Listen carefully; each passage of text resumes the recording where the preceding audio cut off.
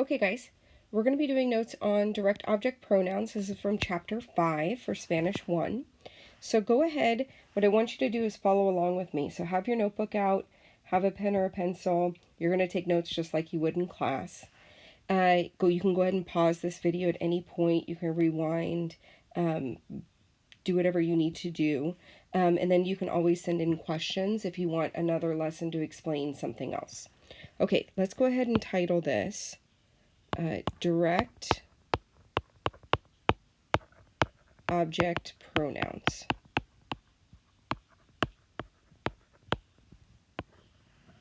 Okay? Now, in order to understand direct object pronouns, we need to know a couple of terms first. So we need to make sure that we understand what a subject is. We need to understand what a direct object is. And we need to understand what an indirect object is.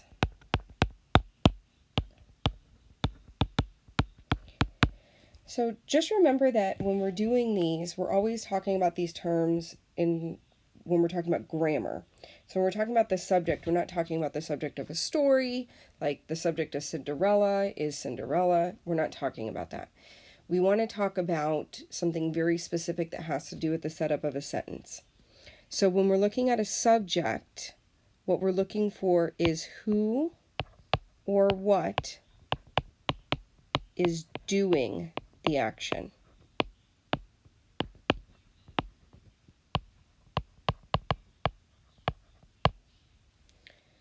Okay, so we're looking for the person or the thing that is doing the action in a sentence.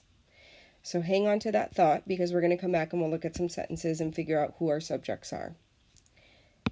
When we're looking for the direct object in a sentence, we're looking for who or what is, and if we want to add in the word directly, we can do that because it's a direct object, directly receiving the action. Okay. So there's our keyword is receiving the action. And we can go ahead and highlight directly as well. So directly receiving. Okay. Now we're looking at indirect object. And this is who or what the action is indirectly being done to or for. Okay? So when we're looking at these different things, we want to keep these definitions in mind of what these things are. That's going to help us figure out how to do direct object pronouns. So who are with the actions indirectly being done to or for. There we go. So we've got indirect object, right? We've got our direct object, okay? And we've got our subject. All right. So now what we're going to do is we're going to take a look at a sentence and we're going to figure out how we can tell the subject from the direct object from the indirect object. So we're going to look at a sentence in English. So the sentence that we're going to look at is my grandma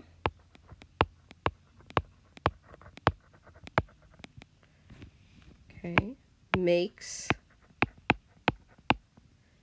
cookies for us. Okay? So what we want to do is we want to identify the subject, the direct object, and the indirect object.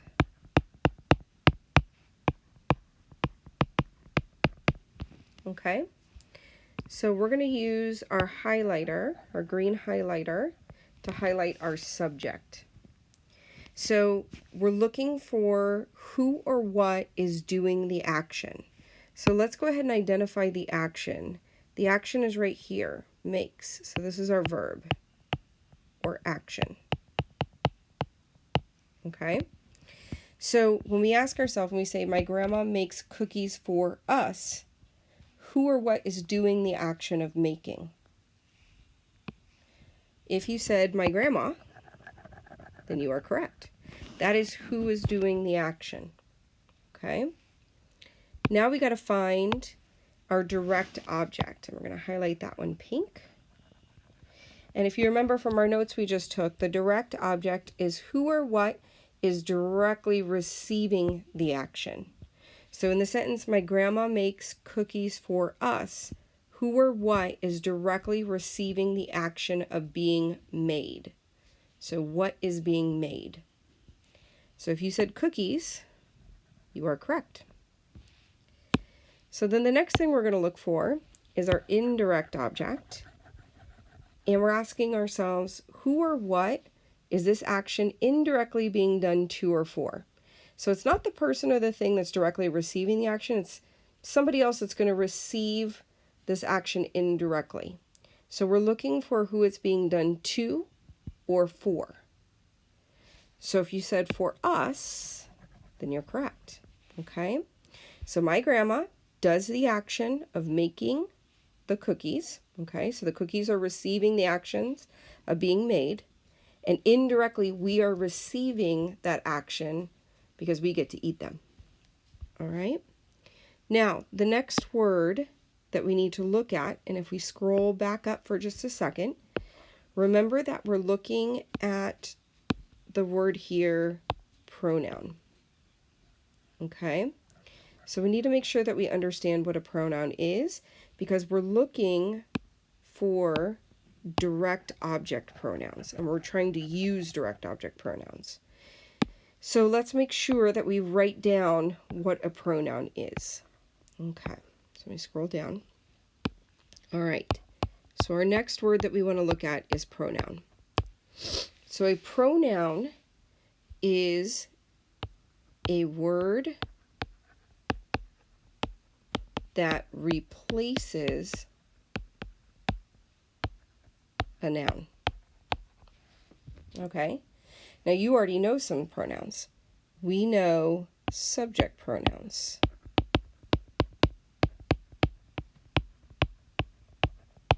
Okay, so for an example, okay,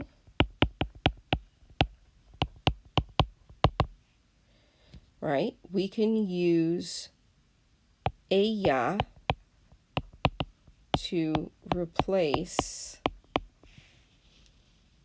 the name Marta because ella means she. So once we already know who we're talking about, we can take out her name, Marta, and we can just use ella in place of that. So we do it in English also, just so we don't have to sound repetitive. So if we already know we're talking about something over and over and over again, we don't have to keep saying what that thing is or who the person is we're talking about. We can simply replace their name with a pronoun, or we can replace the word with a pronoun. So this is showing you a subject pronoun. Okay. What we're looking for is we're looking for words that would replace the direct objects. So in the sentence, my grandma makes cookies for us. Okay? We said that the direct object is cookies because that's what's receiving the action of being made. So my question is, what could we replace cookies with if we already know that we're talking about cookies? If we know we're talking about cookies, then we could say, my grandma makes them for us. The them is replacing cookies because we already know that we're talking about them. All right, let's look at another example.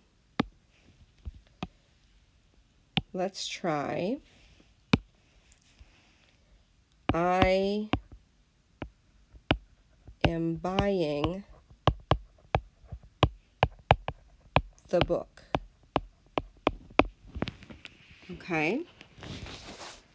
So again, we're trying to find the direct object. We're trying to find the who or what is directly receiving the action.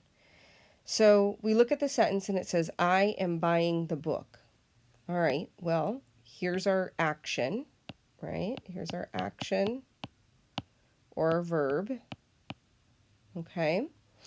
So who or what is doing the action is going to be I. I am doing the action. So I am the subject. But that's not what we're looking for. We're looking for the direct object. So we're looking for who or what is directly receiving the action. So who or what is receiving the action of being bought? Well, it's the book. So let's say we already know, if I'm talking to somebody and they already know that I'm talking about the book, what could I replace the book with? Well, I could replace the book with, I am buying it. Okay? And the it is replacing the book, just like them replaced cookies. So what we need to know is we need to know where or how to use and how to say the different direct objects in Spanish. So we're going to make ourselves a little chart. We're going to call it direct object pronouns. Okay. And this time, all right, we're going to do a chart just like a verb chart. All right. But this time we're not doing a verb in it. We're just using the verb chart to kind of organize our information for ourselves because we know who these boxes belong to. We know that this first box in the top left-hand corner belongs to yo. We know the next one down belongs to tú, you, right? Informal. So by knowing who those belong to, then we're able to kind of organize this information. So we're going to put these in here, okay? So your direct object pronouns are going to be me, te,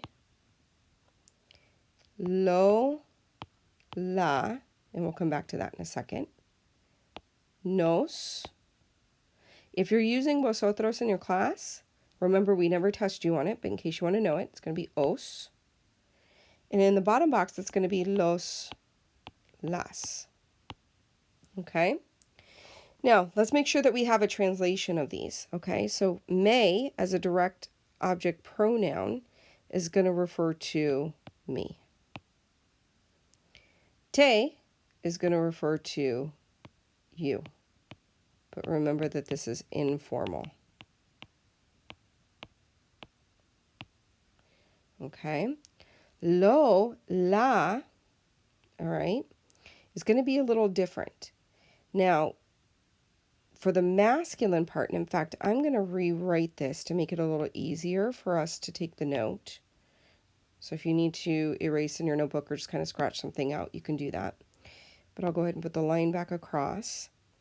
And I'm going to write them like this. Okay? Lo and la, we've got masculine and feminine that we're dealing with. So lo is going to refer to him. Or it's going to refer to it, but that it is masculine. So for instance, the book, el libro, is masculine. If I wanted to say it, I'm going to use lo. La is going to refer to her. Okay. Or it can be it, but the item is feminine. Now, what the other thing that we have to realize is that this can also be, for you, formal. okay? But if you are a guy, which one would I use? If you said lo, that would be correct. If you are a girl, which one would I use? And if you said la, you'd be correct. Okay. Then we'll rewrite these ones over here, and I think we're getting the idea on these, okay? So nos is going to refer to us. Os is going to refer to you all, meaning you plural, you guys, okay? Or you guys and girls together. Los is going to refer to them, masculine. So this can be them as in people, or it can be them as in things, okay? Las is also going to be them, but it's going to be feminine. Oh, feminine. There we go. Okay. And remember that both are going to be you all, okay? But it's going to be both masculine and feminine, just like it was before, okay? On the other side with you formal for usted. So if you all are all guys or you're a mixed group, well, then I'm going to use los. If you all are all girls, then I'm going to use las, okay? All right, now, those are our direct object pronouns, all right? So what we need to do is we need to know where they're going to go in a sentence, all right? Now it's going to be a little bit different. We're going to kind of have to flip some things from where we would normally put them, all right? So we're going to take a sentence that's in your book. So if you're looking in your book for notes, you can also see this example there, okay? Let me scroll that up to right here just so you can continue to see them. Okay, we'll put it right there. Okay, so the sentence in your book says, all right, Adela practica el tenis. Okay, so she practices tennis. Okay, what we want to say is we want to convert it to say that Adela practices, and we're putting this part in English, it. Okay, so what we need to do is we need to translate that. So we're going to figure this out first. We need to figure out what is the it that we're referring to. What does she practice? Well, what she practices is el tenis. So we need to match it to that. So this is singular and it's masculine. Okay? So in order to say it for a singular masculine item, okay, we're going to have to say lo. All right? Now here's where it gets different than in the order that we just put it in Spanish. Now we're going to rewrite it in Spanish, but we have to put the direct object pronoun in front of the conjugated verb. So we're going to move it to right here in front of that conjugated verb.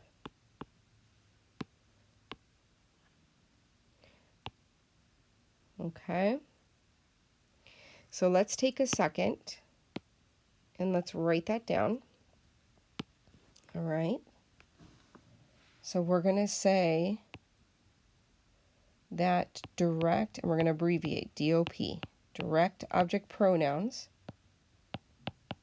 will go in front of the conjugated verb.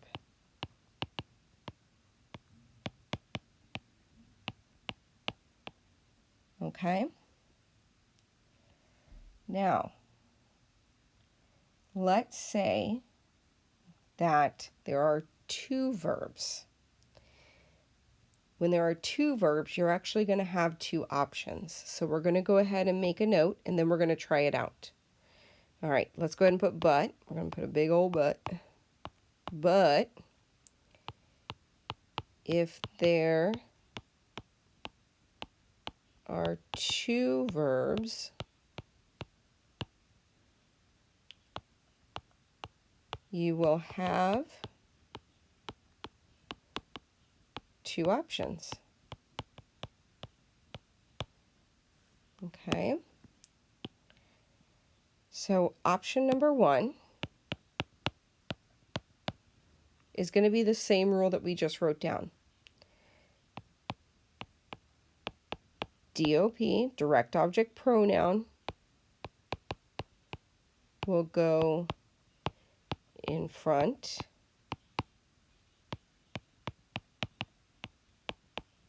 of the conjugated verb.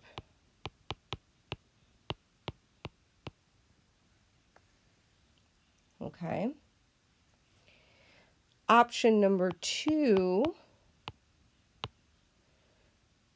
is that we will attach the direct object pronoun to the end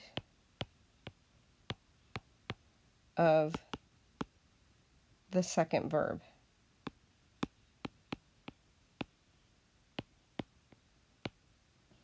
Okay, and I do mean attach, like we're going to Velcro it to the end of that second verb. So I'm going to use an example that's in your book. Okay, so that you can see this in action. All right, and we're going to do it both ways for a two-verb sentence. Okay.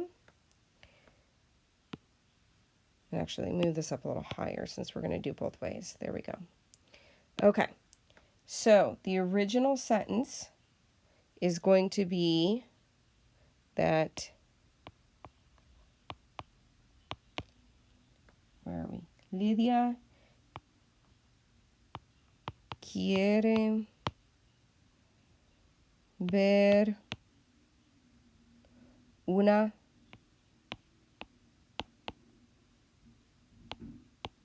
película. Okay?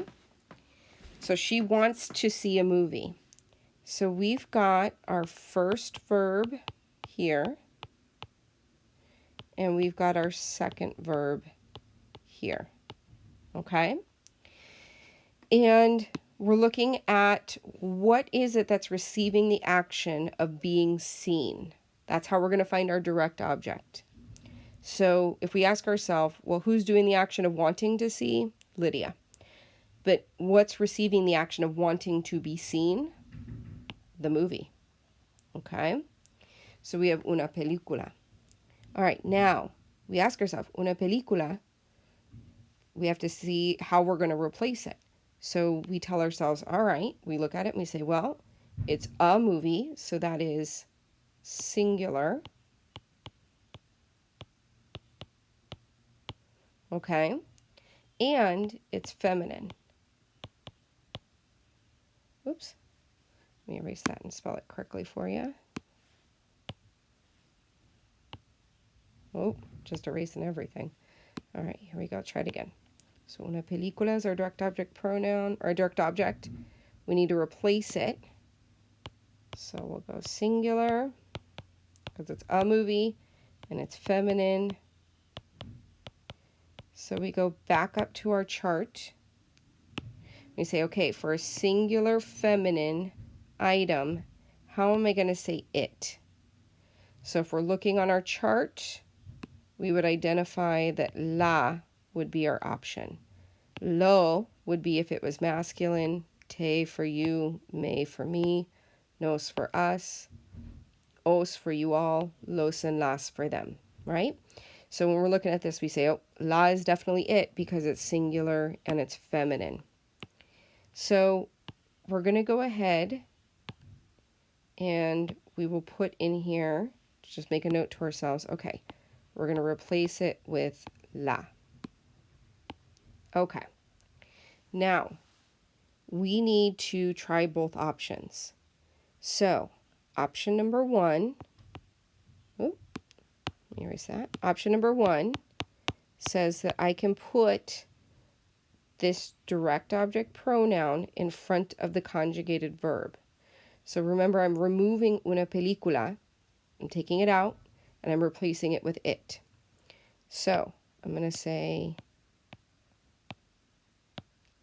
Lidia la quiere ver. So right there, we put it in front of the first conjugated verb. Okay? Now, option number 2. Okay? We're going to move it, and we're going to attach it to the end of the second verb. So instead of putting the la in front, we get our sentence started, we get our first verb in there, we have our second verb, and we put la on the end. We simply attach it to the very end. Okay? So that's how you're going to A, figure out what is a direct object pronoun, or sorry, what's just the direct object in the sentence, and then you figure out where it's going to go once you start using these direct object pronouns to replace those words so that you don't have to keep repeating the same thing over and over again. All right? Okay, I hope that was helpful. If you have any questions, you can email your teacher, or you can always email me at cstraka@heartdistrict.org. Okay?